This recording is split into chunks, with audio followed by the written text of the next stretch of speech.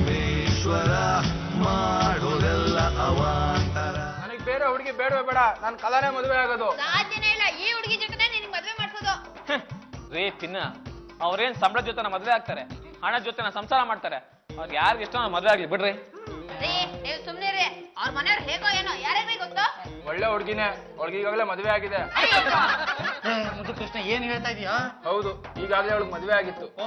ಅಂದ್ರೆ ವಿಚ್ಛೇದನ ತಗೊಂಡು ನಿನ್ನನ್ನು ಮದುವೆ ಆಗ್ತಾಳ? ಆಕ್ಸಿಡೆಂಟ್ ಅಲ್ಲಿ ಅವ್ರ ಗಂಡ ಸತ್ತೋದ. ಬರೀ 3 ತಿಂಗಳು ಲೈಟ್ ಆಗಿ ಸಂಸಾರ ಮಾಡಿದಲ್ಲ ಅಷ್ಟೇ. ಮುದ್ದು ಕೃಷ್ಣ, ಸಂಸಾರದಲ್ಲಿ ಲೈಟ್ ಏನು ಹೆವಿ ಏನು? ಈಗಾಗಲೇ ಸಂಸಾರ ಮಾಡಿದ್ದಂತೂ ಆಗಿದೆ, ಗಂಡನ ಕಳ್ಕೊಂಡು ವಿಧುವೆ.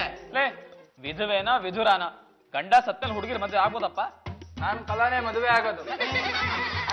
ಅಲ್ಲಮ್ಮ, ನಿಮ್ಮ ಅಣ್ಣ ಯಾರನ್ನ ಇಷ್ಟಪಟ್ಟಿದಾನೋ ಅವ್ರನ್ನ ಮದುವೆ ಆಗ್ಲಿ, ನೀನೇ ಖ್ಯಾತಿ ತೆಗಿತಾ ಇದೀಯಾ? ರೀ, ಆ ಕಲ ನಮ್ಮ ಅಣ್ಣನ ಕಿವಿಗೆ ಹೂ ಇಟ್ಟು ಅವನ ಮದ್ವೆ ಆಗಕ್ ತೋರ್ತಾ ಇದ್ದಾಳೆ. ಅವ್ನ್ ಹೇಳಿ ನಾನ್ ನೋಡಿರೋ ಹುಡುಗಿನ ಮದ್ವೆ ಆಗ್ಬೇಕು ಅಂತ, ಇಲ್ಲಾರ ನಿಮ್ಗೆ ತೊಂದ್ರೆ ಆಗೋದು. ಇವಳು ನನ್ನ ಮಗಳು ಕಲಾ ಅಂತ. ಮದುವೆ ಆಗಿ 3 ತಿಂಗಳಿಗೆ ಗಂಡನ್ ಕಳ್ಕೊಂಡ್ಬಿಟ್ಲು. ಈಗ ಮುದ್ದು ಕೃಷ್ಣ ಅನ್ನೋ ಹುಡುಗನ ಪ್ರೀತಿಸ್ತಾ ಇದ್ದಾಳೆ. ಆದ್ರೆ ಅವ್ರ ಮನೆಯಲ್ಲಿ ತಕರಾರು ನಡೀತಾ ಇದೆ ಕಣೆ. ನೀನೇ ಅವ್ರ ಮನೆಯವ್ರನ್ನ ಒಪ್ಸಿ ಮುಂದೆ ನಿಂತು ಮದುವೆ ನಡ್ಸ್ಕೊಡ್ಬೇಕು. ಇದೇ ನೀನ್ ನನ್ ಕೊಡ್ತಾ ಇರೋ ಗುರುದಕ್ಷಿಣೆ ಅಂತ ತಿಳ್ಕೊ. ಹುಡುಗ ಹುಡುಗಿ ಒಪ್ಪದ ಮೇಲೆ ಮುಗೀತು, ಭಗವಂತನ ಏನು ಮಾಡಕ್ಕಾಗಲ್ಲ.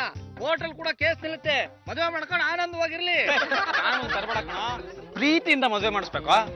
ನಾನು ಕಾನೂನು ಯಾಕೆ ತರ್ತಾ ಇದ್ದೀನಿ ಅಂದ್ರೆ, ಮನೇಲಿ ಇರೋದು ಲಾಯರ್ ಹೆಂಡತಿ ವೈಶಾಲಿ ಕಣ, ಅವಳನ್ನ ಒಪ್ಸೋದು ಕಷ್ಟ ಕಣ, ಹಠವಾದಿ.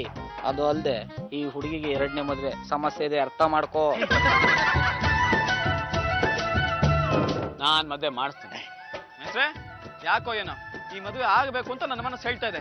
ಚಿಕ್ಕ ವಯಸ್ಸಿನಲ್ಲಿ ಗಂಡನ್ ಕಳ್ಕೊಂಡ ಹೆಣ್ಮಕ್ಳಿಗೆ ಬಾಳ್ ಕೊಡಬೇಕು, ಇದು ಸಮಾಜದ ಆದ್ಯ ಕರ್ತವ್ಯ.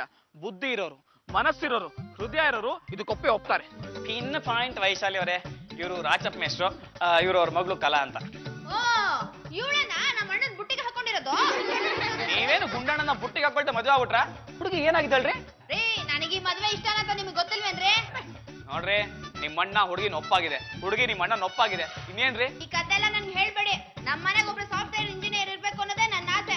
ನಾನು ಹುಡುಗಿ ನೋಡು ಆಗಿದೆ, ಒಪ್ಕೊಂಡು ಆಗಿದೆ, ನಮ್ಮಕ್ಕೆ ಇಂಜಿನಿಯರೇ ಆಗಿರ್ಬೇಕು.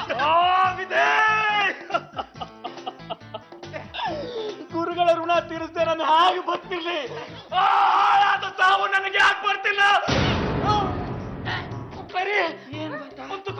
ಏನ್ ಬಂತ? ಎದೆ ನೋವು. ನಿಮ್ಮ ಮಗಳಿಗೆ ಬೇಗ ಮದುವೆ ಆಗ್ಲಿ.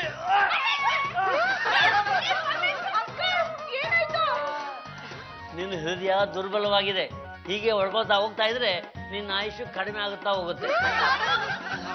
ಡಾಕ್ಟ್ರೆ, ಹೋದ್ವರನು ಪರಮ ಎದೆ ನೋವು ಅಂದ, ಡಾಕ್ಟರ್ ಹತ್ರ ಕರ್ಕೊಂಡು ಹೋಗಿದೆ, ಅವರು ಇದೇ ತರ ಹೇಳ್ಬಿಟ್ರು. ಹೌದಪ್ಪ, ಇವನಿಗೆ ಶಾಕ್ ಆಗಬಾರ್ದು, ಶಾಕ್ ಆದ್ರೆ ಸತ್ತೋಗ್ಬಿಡ್ತಾನೆ. ಇವನ್ ಯಾವಾಗ್ಲೂ ಸಂತೋಷವಾಗಿರೋಂಗ್ ನೋಡ್ಕೋಬೇಕು, ಹಾಗಿದ್ರೆ ಮಾತ್ರ ಇನ್ನೊಂದ್ 3 ವರ್ಷ ಬಾಕಿ ಬರ್ತಾನೆ. ಇಲ್ಲಾಂದ್ರೆ 3 ದಿನಕ್ಕೆ ಸತ್ತೋಗ್ಬಿಡ್ತಾನೆ. ದಿಢೀರ್ ಸಾವಾದ್ರೆ ಪೊಲೀಸ್ ಕಂಪ್ಲೇಂಟ್ ಆಗುತ್ತೆ, ಆಮೇಲೆ ನಾನೇ ಪೋಸ್ಟ್ ಮಾರ್ಟಮ್ ಬರ್ಬೇಕಾಗುತ್ತೆ. ಪರಮೇಶ್ವರ್ ಅವರೇ, ನನ್ನ ಕಾರಣದಿಂದ ನೀವ್ ಸಾಯೋ ಹಾಗಾಯ್ತು, ಆಮೇಲೆ ನಾನೇ ಬದುಕಿರ್ಬಾರ್ದು. ಏನಮ್ಮ ಇಂಥ ಸ್ಥಿತಿ ನನ್ನನ್ನು ಕರ್ಸಿದ್ದೀರಿ?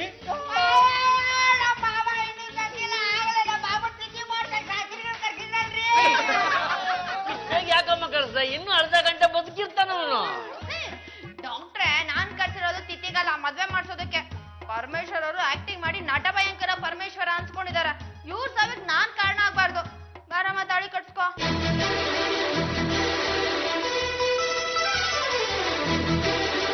ತಗೋ, ತಾಳಿ ಕಟ್ಟು.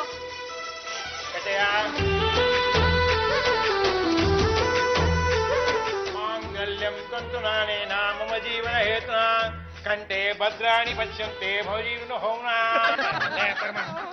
ಕಣ್ಬಿಡ, ಮದುವೆ ಆಗ್ತಾ ಇದಾರೆ ನೋಡಲೇ. ಮದುವೆ ಆಗ್ತಿದಾರೇನಾ? ಅಯ್ಯೋ,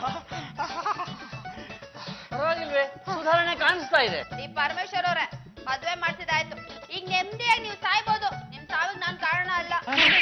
ಇನ್ನ ಮದ್ವೆ ಆಯ್ತಲ್ಲ, ನಾನು ಯಾಕೆ ಸಾಯ್ಬೇಕು? ಏನ್ರಿ ಹೇಳ್ತಾ ಇದ್ದೀರಾ? ಪಿನ್ನ ಪಾಯಿಂಟ್ ವೈಶಾಲಿ ಅವರೇ, ನೀವ್ ಈ ಮದುವೆ ಒಪ್ಕೋಬೇಕು ಅಂತಾನೆ ನಾವೆಲ್ಲ ಸೇರಿ ಕತೆ ಕಟ್ಟಿದ್ದು, ನಾನು ಸಾಯೋ ನಾಟಕ ಆಡಿದ್ದು.